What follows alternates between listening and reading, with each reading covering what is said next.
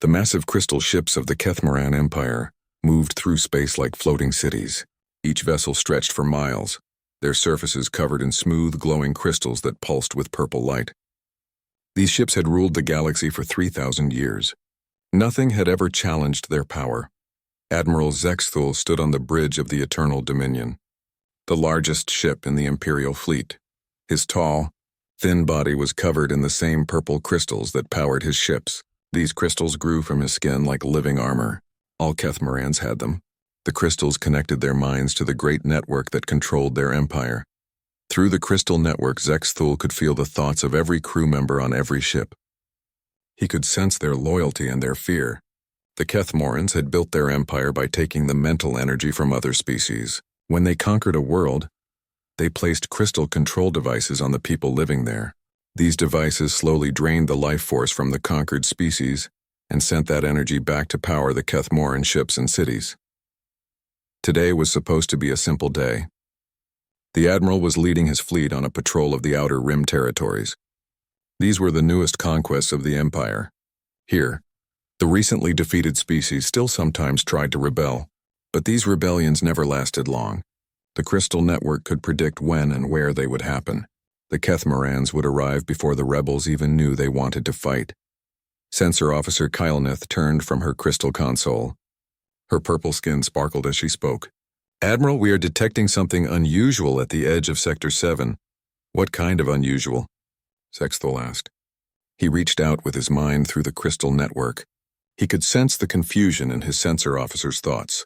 "A single ship, sir, but it is not like anything in our databases. The design is primitive, metal construction instead of crystal. No psychic emissions at all." Kylnith paused, her crystals flickering with uncertainty. "Sir, our scanners can barely detect it. It is like looking at a shadow." This was strange. All intelligent species in the galaxy used psychic energy in some way. The Kethmorans had made sure of this over their 3,000 years of rule. They had either conquered or destroyed any species that did not fit into their crystal network. "A ship with no psychic energy should not exist. Show me," the admiral commanded. The main display screen showed a small, dark vessel. It was tiny compared to the crystal ships of the Empire. The hull was made of some kind of metal that looked rough and unpolished. There were no elegant curves or flowing lines like Kethmoran ships had. This vessel looked like it had been built by workers with hammers instead of artists with crystal songs. "Where did it come from?" Zexthul asked. "Unknown, sir.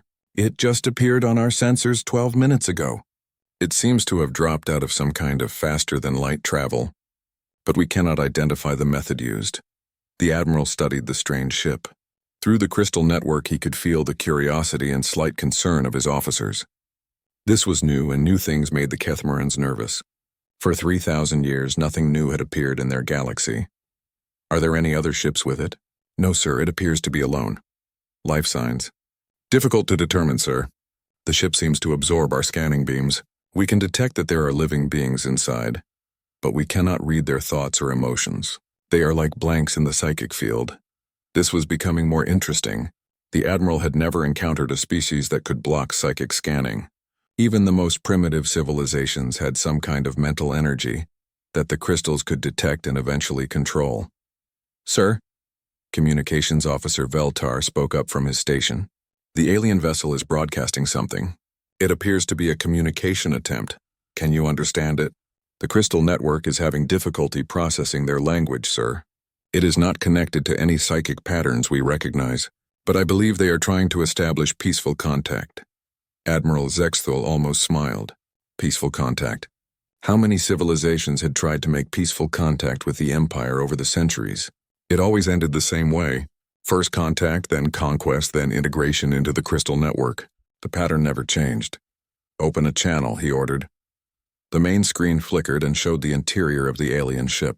The admiral was surprised by what he saw. The beings inside looked almost like Kethmorans, but their skin was a strange pink-brown color instead of purple. They had no crystals growing from their bodies. Their technology looked basic and crude. Metal panels covered with flashing lights surrounded them.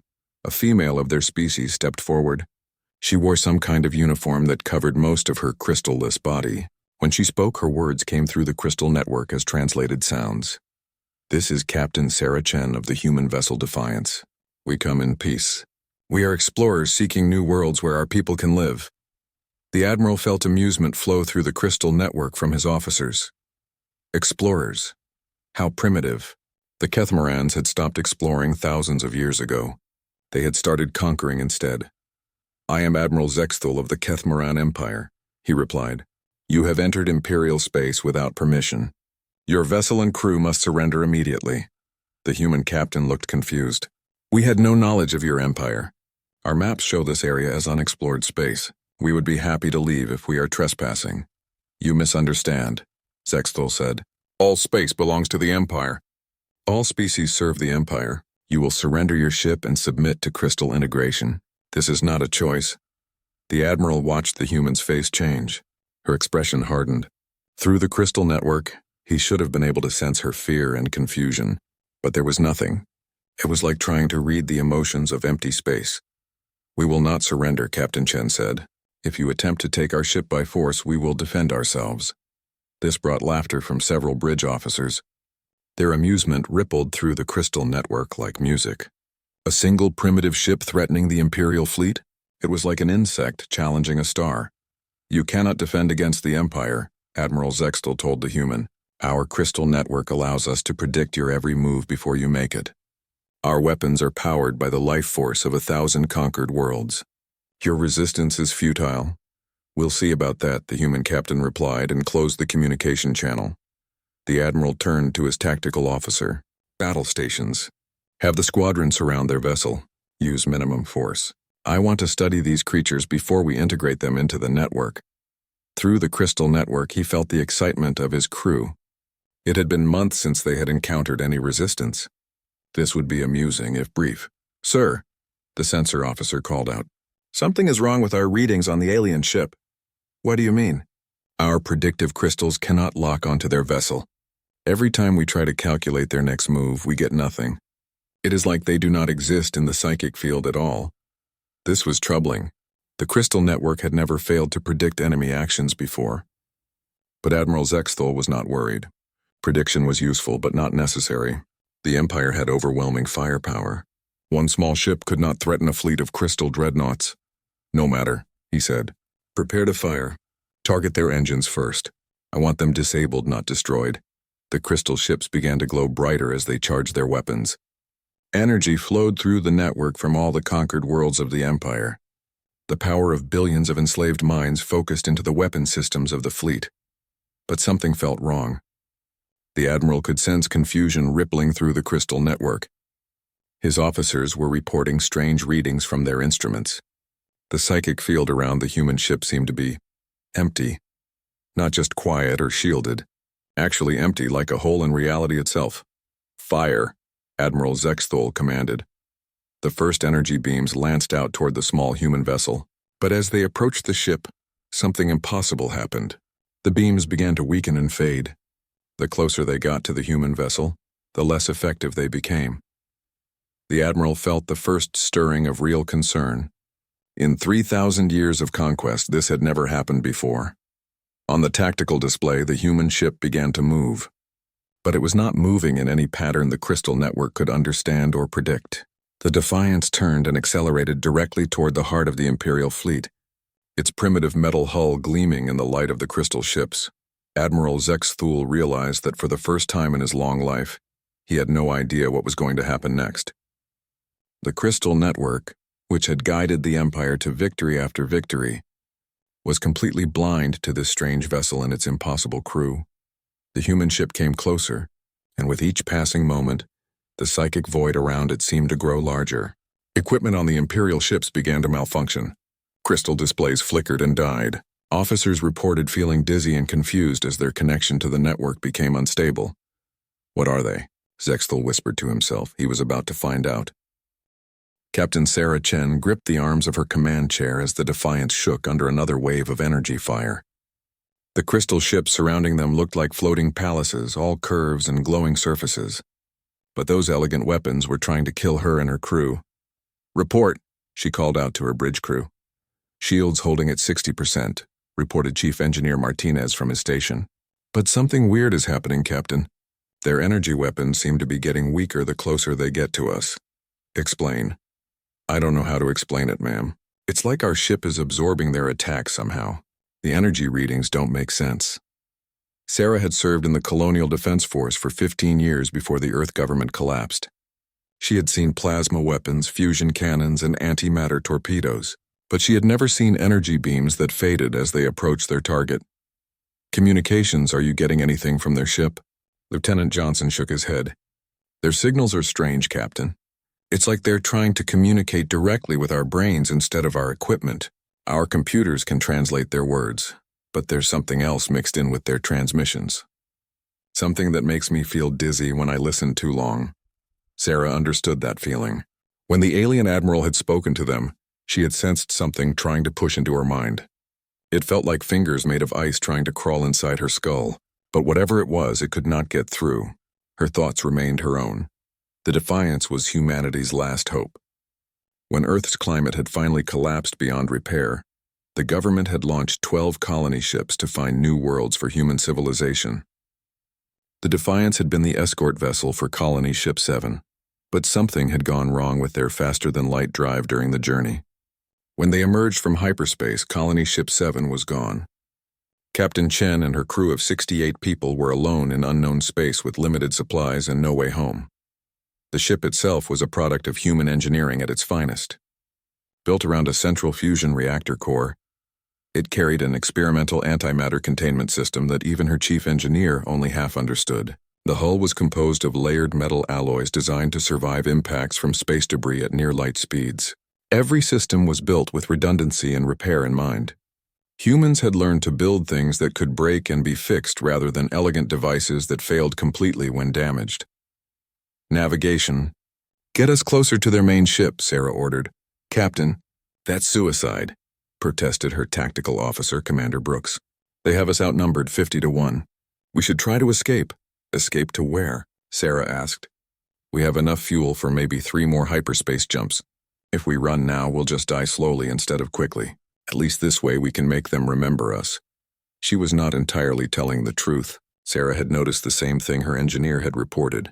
The alien weapons were becoming less effective as the fight continued. She did not understand why, but it gave her an idea. Brooks, prepare our railguns. Load armor-piercing rounds. Railguns, Captain? Against those crystal ships? Our kinetic weapons will barely scratch them. Maybe. But their fancy energy shields might not be designed to stop simple chunks of metal moving at high speed.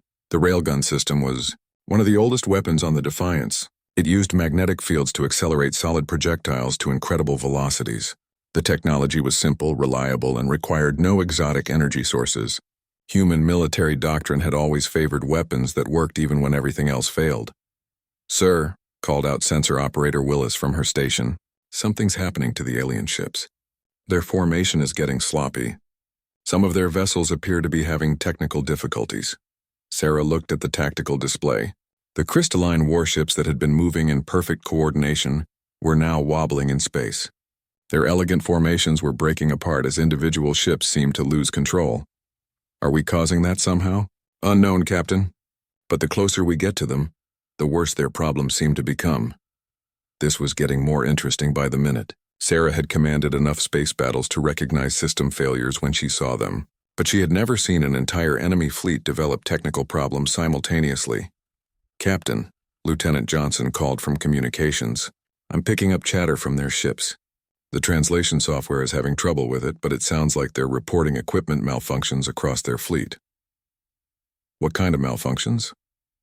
Navigation errors, weapon system failures, communication breakdown. It's like their computers are crashing. Sarah thought about this. The alien admiral had mentioned something about predicting their moves and using the life force of conquered worlds to power their weapons. What if their technology depended on some kind of psychic connection? And what if humans somehow interfered with that connection? Johnson, try to contact their admiral again. Channel open, Captain. The main screen showed the interior of the alien flagship. The purple-skinned admiral looked less confident than before. Behind him, Sarah could see his crew running frantically between control stations. Crystal displays were flickering and dying throughout their bridge.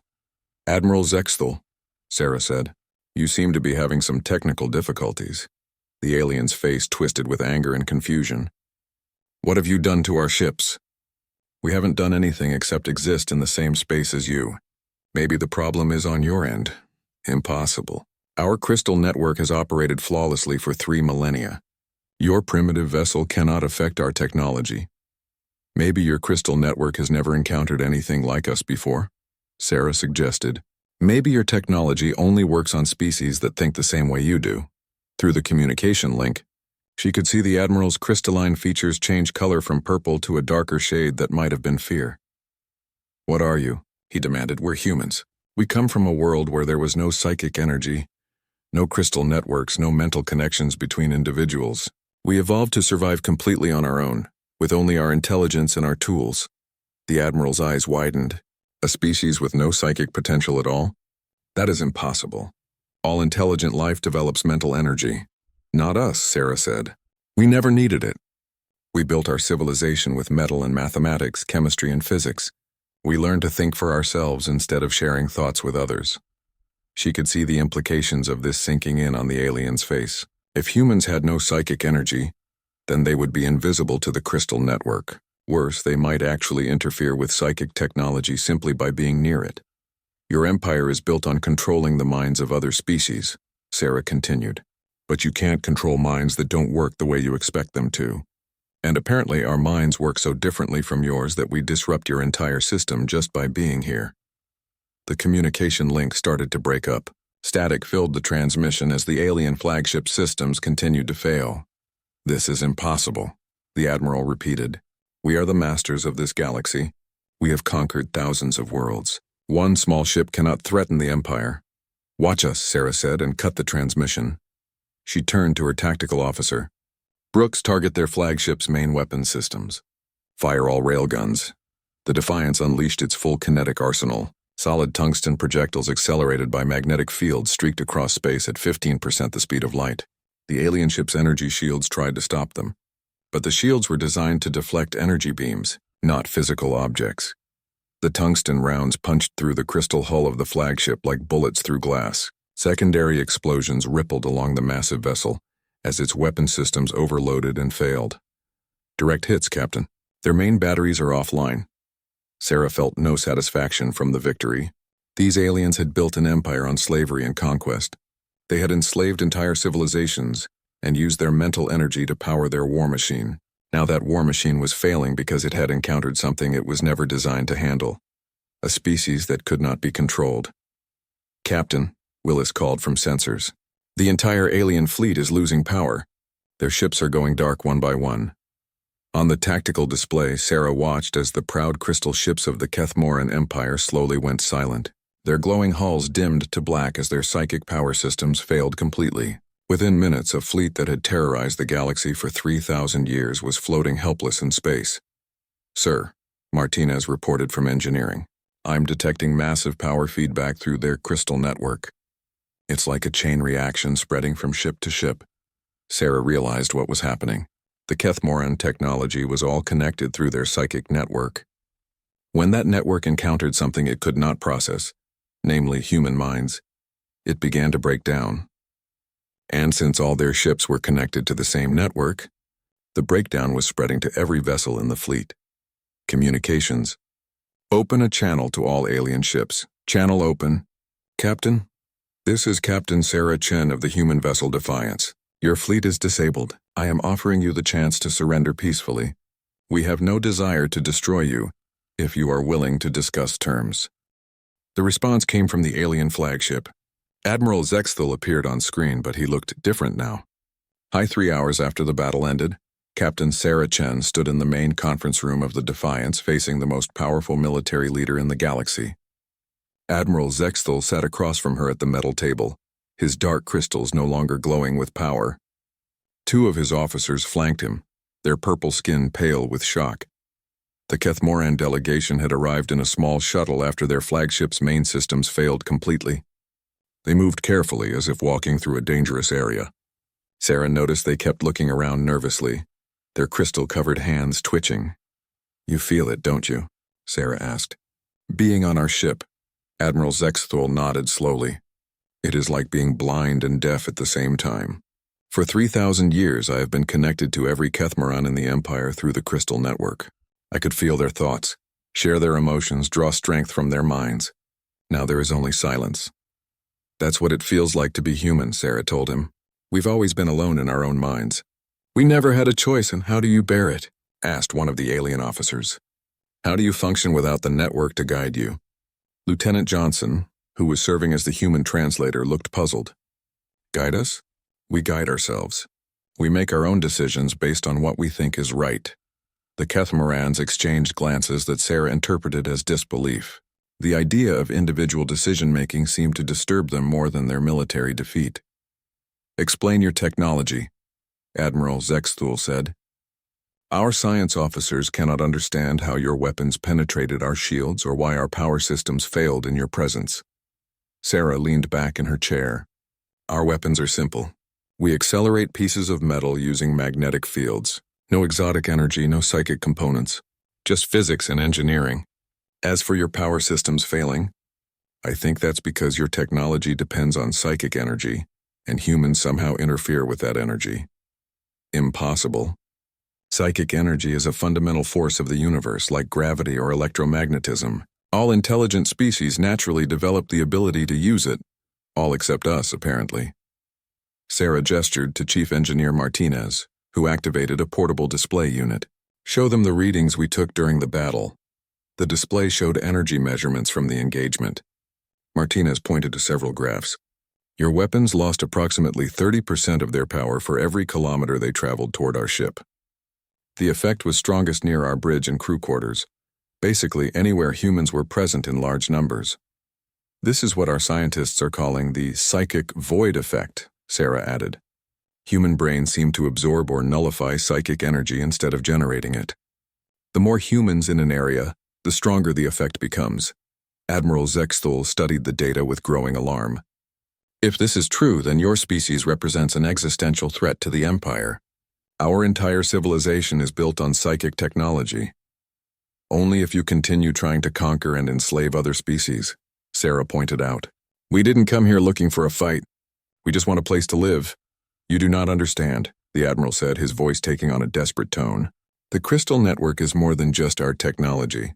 It is how we think, how we feel, how we exist as a species. When our ships lost connection to the network during the battle, half my crew fell into catatonic shock.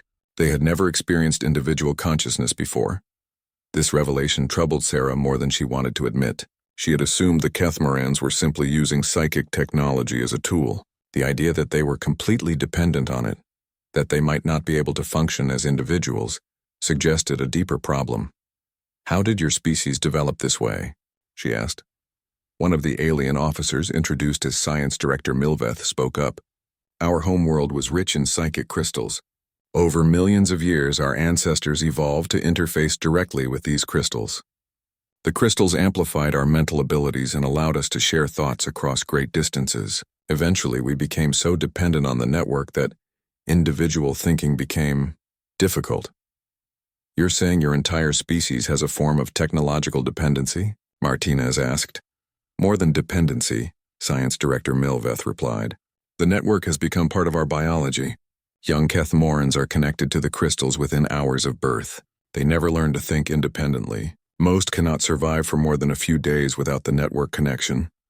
Sarah felt a chill run down her spine. What happens to your people when the network fails? They die, Admiral Zexthul said simply. Or they enter a catatonic state that is effectively the same as death. This is why your species is so dangerous to us. You do not just defeat our ships. Your very presence threatens our existence.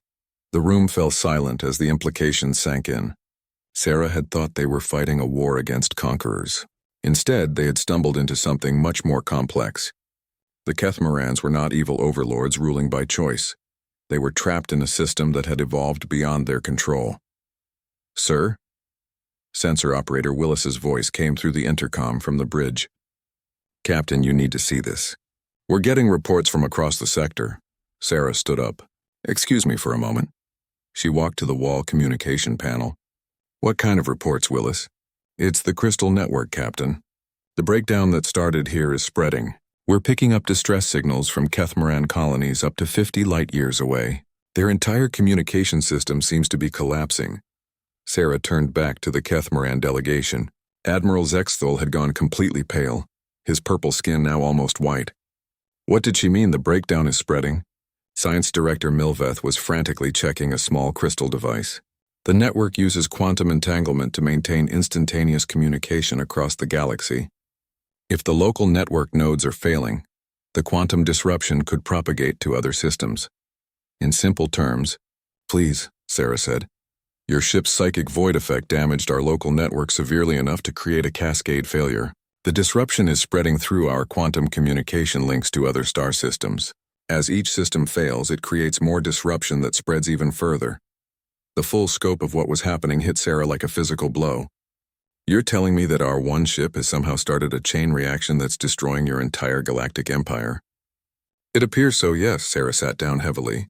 She had wanted to defend her ship and crew from an aggressive alien empire. She had not intended to commit genocide on a galactic scale. How long before the cascade reaches your core worlds? She asked. Admiral Zexthul consulted his crystal device with shaking hands. At current propagation rates, perhaps 6 standard hours until it reaches the inner territories. 12 hours until it affects the home world itself. How many people will die? The Empire encompasses 47 star systems with a total population of approximately 60 billion Kethmarans. If the network fails completely, he paused, unable to finish the sentence. All of them, Science Director Milveth completed. Every Kethmaran in the galaxy will lose connection to the network simultaneously. Most will die within days. Sarah felt sick. She looked around the conference room at her officers. Lieutenant Johnson looked horrified. Chief Engineer Martinez was staring at his display readings as if he could find a solution in the data. Even Admiral Zexthul, her former enemy, seemed more like a frightened refugee than a conquering warlord. Is there a way to stop it? She asked. Unknown, Science Director Milveth replied. This has never happened before. Our science predicted that it was impossible. Your science never accounted for meeting a species immune to psychic energy, Martinez pointed out. What if we could somehow reverse the effect? Use human minds to stabilize the network instead of disrupting it? Admiral Zexthul looked up with something that might have been hope. You would do this? After we threatened to enslave your people? Sarah considered the question. The Kethmarans had built their empire on conquest and slavery. They had caused immeasurable suffering across the galaxy, but the common people of their empire, billions of individuals who had never chosen this system, did not deserve to die because of their leaders' actions. We're not killers, she said finally. If there's a way to prevent this catastrophe, we have to try. But Captain, Lieutenant Johnson protested, they were going to enslave us. They've enslaved countless other species. Maybe this is justice. Justice for the leaders who made those decisions, maybe, Sarah replied, but not for every innocent person in their empire. And not for all the enslaved species who might die when the infrastructure collapses. She turned back to the Kethmaran delegation. What would we need to do? Science Director Milveth exchanged a look with Admiral Zexthul. Theoretical possibility only, but if human minds can disrupt psychic energy, perhaps they can also be used to create controlled disruptions. We might be able to use your ship as a mobile network stabilizer, jumping from system to system to repair the cascade damage. That would require us to work together, Admiral Zexthul added. Your crew and ours combining human technology with Kethmaran science. It would be unprecedented. Sarah Stu's purple crystals had gone. Captain Sarah Chen stood before her assembled crew in the Defiance's main cargo bay. All 68 humans aboard the ship had gathered to hear what she had to say. The faces looking back at her showed confusion, fear, and determination in equal measure. These people had followed her across the galaxy looking for a new home. Now she had to ask them to risk their lives to save the empire that had threatened to enslave them. You all know what happened during the battle, Sarah began. What you might not know is the full scope of what we've started. Our presence here has triggered a chain reaction that's destroying the Kethmaran Empire's communication network. In approximately 3 hours, that cascade failure will become irreversible. 60 billion people will die. Murmurs spread through the crowd. Chief Engineer Martinez raised his hand. Captain, with respect, these are the same people who are going to put crystal control devices on our heads and drain our life force to power their war machine. Yes, they were, Sarah agreed. But most of those 60 billion people never made that choice. They were born into a system they didn't create and can't escape from. And there's something else we need to consider. She activated a portable holographic display that showed a map of the galaxy. Red indicators marked the spreading cascade failure. The Kethmoran Empire controls infrastructure throughout this region of space. When their network collapses, it won't just affect them.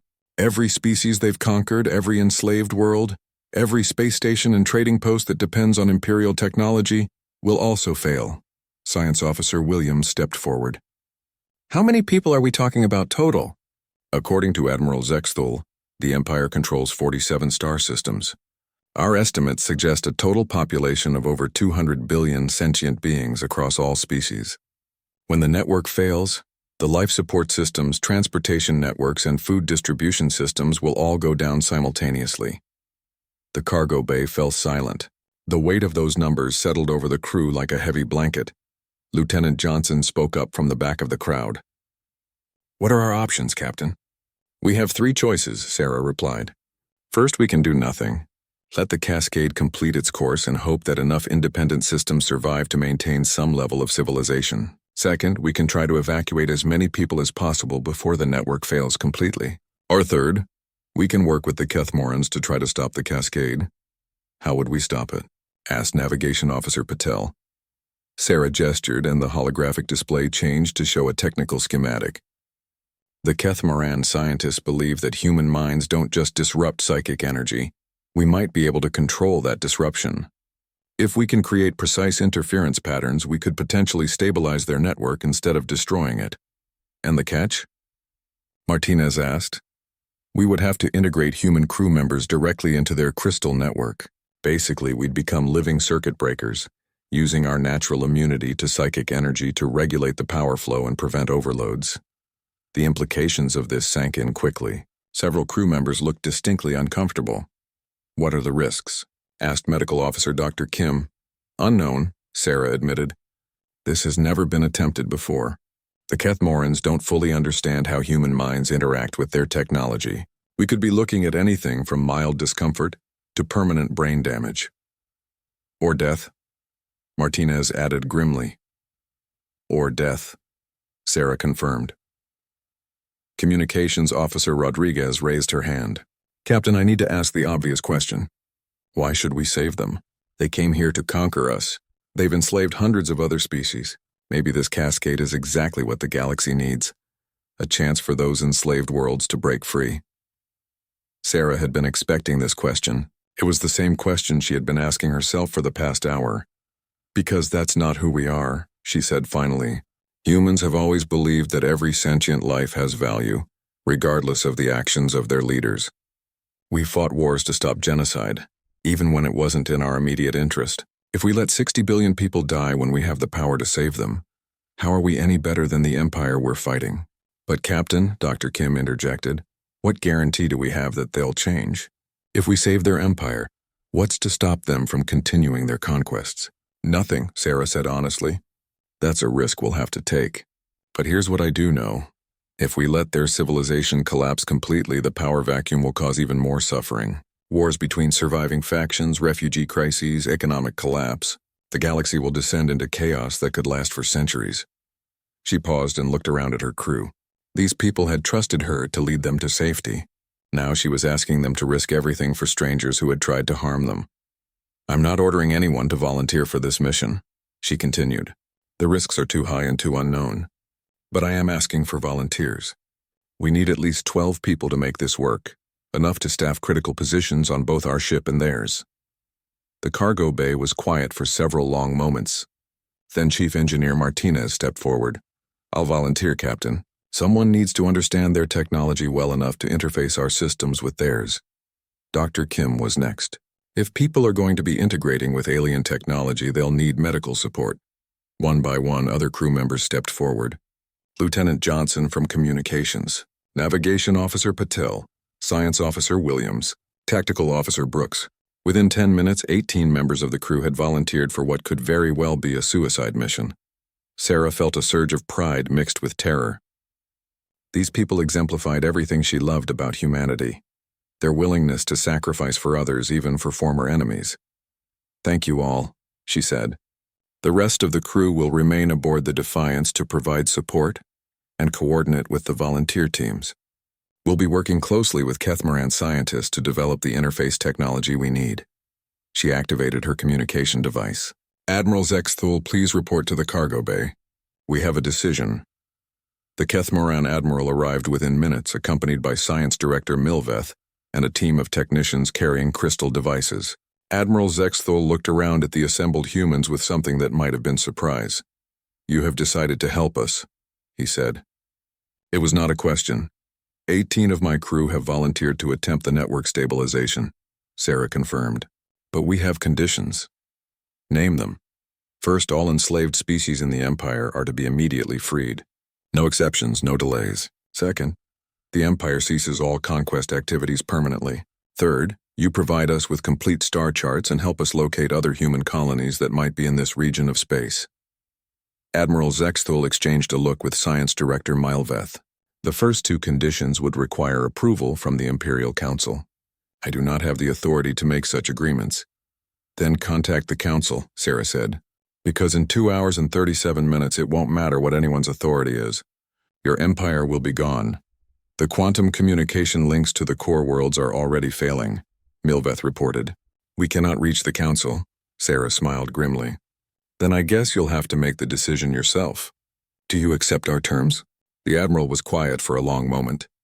When he finally spoke, his voice was heavy with the weight of history. Yes, I accept your terms. May the crystal ancestors forgive me for what I am about to do. Good, Sarah said. Now let's get to work. How long do we have to build this interface system? Science Director Milveth consulted her crystal device. The cascade will reach the point of no return in approximately 2 hours and 15 minutes. We need to begin the stabilization process before then. That's not much time to build untested technology, Martinez observed. It will have to be enough, Sarah replied. What do you need from us? For the next hour, the cargo bay became a frantic workshop. Kethmaran technicians worked alongside human engineers to create something that had never existed before, a hybrid interface that could allow human minds to interact with crystal technology without being overwhelmed by it. The solution they developed was elegant in its simplicity. Human volunteers would wear modified neural interface headsets that connected them to the crystal network through a series of buffer systems. The humans would not directly interface with the psychic energy. Instead, they would serve as living regulators, their natural immunity creating stable zones within the chaotic network. Think of it like this, Science Director Milveth explained to the volunteers. Your minds will be like rocks in a rushing river. The psychic energy will flow around you, but your presence will create calm areas where the network can stabilize itself. And the risks? Dr. Kim asked. Unknown, Milveth admitted. Human neural patterns are completely alien to our technology. We cannot predict how your brains will react to prolonged exposure. Lieutenant Johnson tried on one of the prototype headsets. It feels strange, he reported. Like there's a low humming in the background of my thoughts. But it's not painful. That is the buffer system working correctly, Milveth said. The humming you feel is the interface translating psychic energy into something your brain can process without being damaged. As the volunteers tested their equipment, Sarah monitored the cascade failure's progress. Red indicators on her tactical display showed the destruction spree 6 hours later. Captain Sarah Chen stood on the bridge of the Eternal Dominion, the massive Kethmaran flagship that had tried to destroy her ship less than a day ago. Around her, alien crew members worked frantically at crystal control stations while human volunteers sat at specially modified interface nodes, their neural headsets glowing with soft blue light. The combination should not have worked. Human technology and Kethmaran science were fundamentally incompatible, but desperation had driven both species to achieve the impossible. The hybrid systems they had created in just 2 hours were crude and unstable, but they functioned well enough to keep the crystal ships operational. Status report, Sarah called out. Chief Engineer Martinez looked up from his monitoring station. Dark circles under his eyes showed the strain of the past several hours. We've successfully stabilized 7 star systems so far, Captain. The cascade failure has been halted in this sector, but we're still getting reports of network collapses in the outer territories. How many more systems need immediate attention? Science Director Milveth consulted her displays. The Kethmaran scientist had proven to be an invaluable ally, working tirelessly alongside the human crew. At least 15 systems are still experiencing critical failures, If we don't reach them within the next 4 hours, the damage will become irreversible. Sarah felt the weight of exhaustion pulling at her, but she pushed it aside. Billions of lives depended on their success. Can we split the fleet? Cover more ground simultaneously? Admiral Zexthul, who had been coordinating with other Kethmoran commanders, turned to address her question. We have 8 ships with human crew members aboard. Each ship can stabilize approximately 2 systems before our volunteers will need rest and medical attention. Dr. Kim had been monitoring the human volunteers throughout the mission. Her medical reports were concerning but not catastrophic. The neural interfaces are causing fatigue and mild disorientation, she reported. Nothing permanent so far, but I don't recommend extended exposure for more than 12 hours at a time. How long have our people been connected?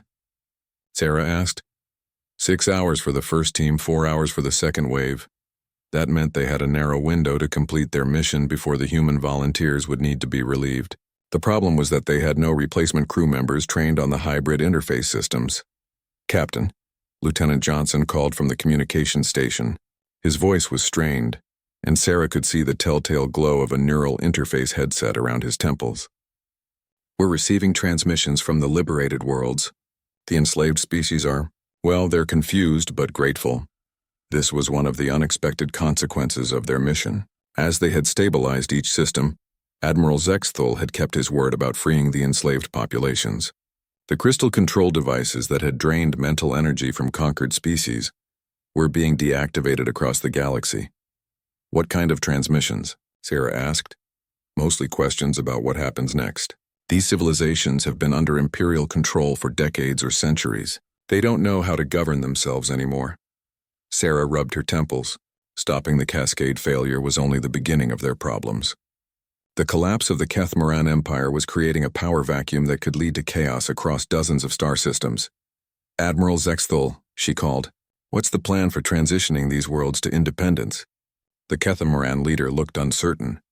There is no plan, Captain Chen. The Empire has never released conquered territories before. We do not have protocols for this situation. Then we'll have to create them as we go, Sarah replied. Science Director Mileveth, how are the core worlds responding to our stabilization efforts? Better than expected, the scientist replied. The Imperial Council has regained enough communication capability to coordinate with us. They are shocked by our success and by your species' willingness to help us despite our past actions. Speaking of the Council, Admiral Zexthul said, they have requested to speak with you directly. Captain Chen, as the leader of the human mission, Sarah was not sure she was ready for that conversation. What do you say to the governing body of an empire you had accidentally nearly destroyed and then chosen to save? Put them through. The main display screen showed a chamber filled with Kethmorans whose crystals glowed more brightly than any Sarah had seen before. These were clearly the most powerful members of their species, their bodies almost entirely covered in psychic crystals. At the center of the group stood an ancient-looking individual whose crystals had turned from purple to silver with age. I am High Counselor Zenthara, the figure said. I speak for the Imperial Council and all Kethmoran people. Captain Chen, we owe you a debt that cannot be measured. You don't owe us anything, Sarah replied. We were just doing what we thought was right. Nevertheless, your actions have saved our species from extinction. More than that, you have given us an opportunity to reconsider the path our civilization has taken. The cascade failure has shown us how vulnerable we have become, how dependent on systems that we no longer truly understand. High Counselor Zenthara paused, and Sarah could see other council members nodding in agreement behind her. The council has voted unanimously to honor the agreements made by Admiral Zexthul. All enslaved species are being freed immediately. We are ceasing all conquest activities and withdrawing our forces to core imperial territories. And we are prepared to provide you with complete star charts and any assistance you need to locate other human settlements. Sarah felt a surge of relief, but also skepticism. Forgive me, High Counselor, but your empire has operated the same way for 3,000 years. What guarantee do we have that these changes will be permanent? None, the High Counselor admitted with startling honesty. But consider this. Your species has demonstrated capabilities that make conquest impossible for us. Any attempt to return to our old ways would inevitably bring us into conflict with humanity again. And this time, we would not survive the encounter. It was a pragmatic answer and probably more honest than diplomatic promises would have been. The Kethmarans were changing their behavior not out of moral conviction, but out of survival necessity. Sarah could respect that kind of honesty. There's something else, High Counselor Zenthara continued. Our scientists have been analyzing the interaction between human minds and our crystal technology. They believe that ongoing cooperation between our species could benefit both civilizations. Your natural immunity to psychic energy could help us develop more stable, less vulnerable technology. In return, our knowledge of the galaxy could help your people find suitable worlds for colonization. You're proposing an alliance, Sarah said. A partnership, the High Counselor corrected, between equals, not conquerors and conquered. Sarah looked around the bridge at her crew members and their Kethmoran counterparts working together. Despite the cultural differences and the violent beginning to their relationship, they had managed to accomplish something remarkable. Perhaps there was potential for a longer-term partnership. I'll need to discuss this with my crew and with other human colonies when we find them, Sarah said. But the possibility interests me. We understand. Take all the time you need. Over the next several hours, the combined human Kethmaran fleet completed their stabilization mission. One by one, the failing star systems were brought back online with new safeguards in place to prevent future cascade failures. The crisis that had threatened to destroy an entire galactic civilization was over. As Captain Chen finally returned to the bridge of the Defiance, she felt the exhaustion of the past day settling into her bones.